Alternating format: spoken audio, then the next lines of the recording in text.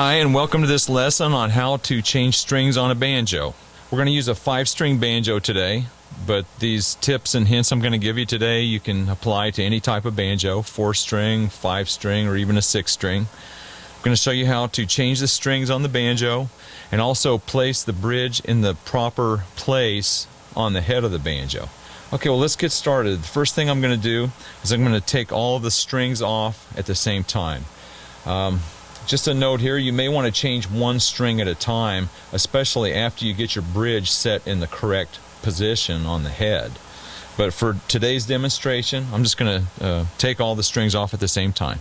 And I'll give you a close-up of the headstock, and then we'll do a close-up of the tailpiece as well. Okay, so I'm just going to go ahead and take all of the strings off at the same time.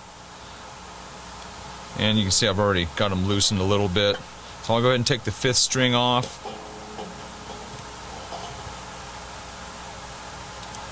And just take some of the slack out, and then you can just manually unwind them.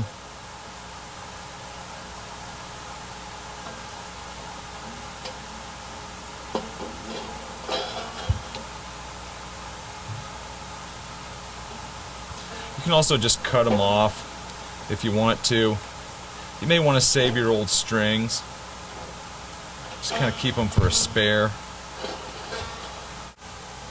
Okay, I'm going to finish taking the strings off my banjo, and we've got a close-up of the tailpiece. This is a Presto style tailpiece.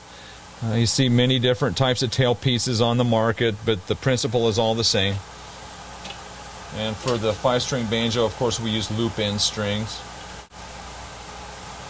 Okay, you can see that I've made a pencil mark on the head of the banjo where the bridge was.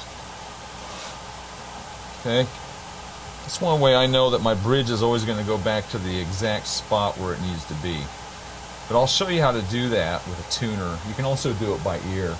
Okay, so let's go ahead and put our new strings on. The first thing we're going to do is we're going to attach them one at a time back here on the tailpiece. Okay, so this is the 5th string. I'm going to attach it down here.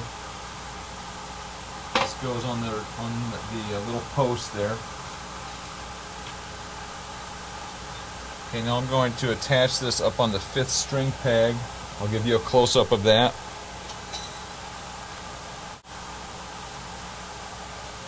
Okay, so I have my string attached at the tailpiece. I'm going to attach it, or I'm going to thread it on here.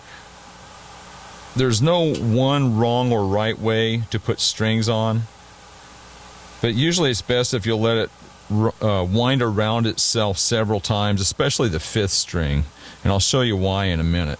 Okay, so I just give myself some slack like that, and I'm just going to grab my string winder.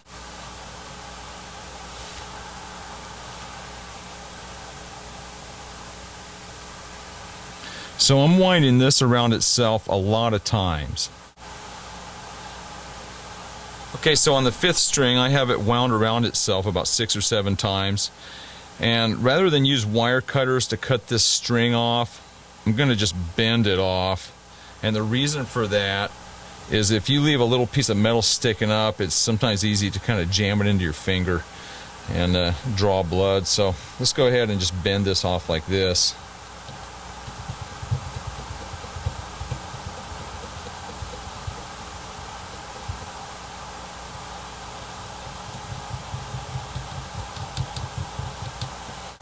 Okay, so I attached the string, the 1st string, on the tailpiece.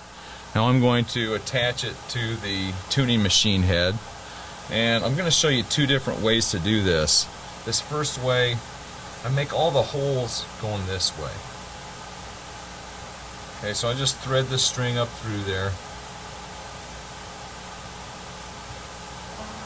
I leave myself, maybe 3 inches of slack or so.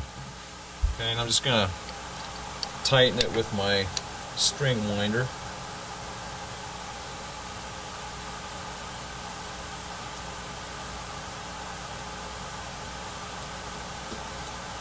Just make it wrap around itself about 3 or 4 times. And try to get it so it's down close, low on the post.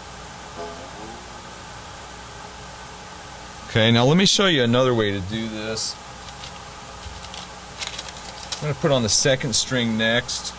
Take the string end and bring it around the opposite way, like this. Okay, so I don't know if you can see what I'm doing there. Okay, so I take the string end and it comes in the opposite way. And then pull it tight so you have just a little bit of slack. Now take this excess end and bring it back around the post, like this. Then the excess end goes under the main part of the string, and then pull it back so it locks on itself. Okay, now that string is locked on there. I'm pulling on it and it's not going anywhere because it's locked on there. And I'll show you this for the last two strings as well so you can sort of get the hang of it.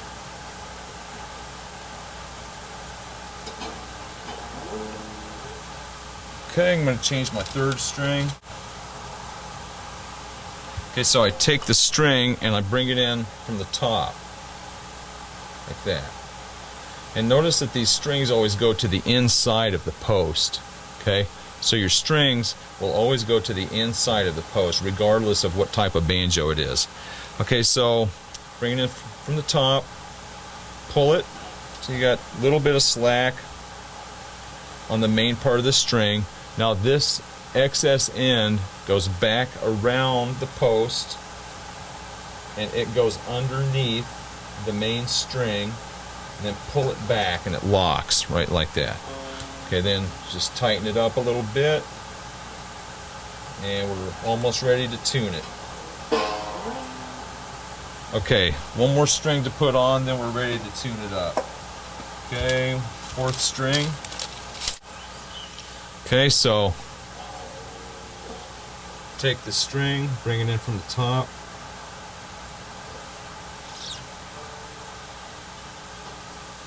I'll move the camera so you can see what I'm talking about, the slack part. So I just have 2 or 3 inches of slack here. Okay, so I take the excess end, goes around the post, underneath the main string, and then pull it back like that. And it locks on itself.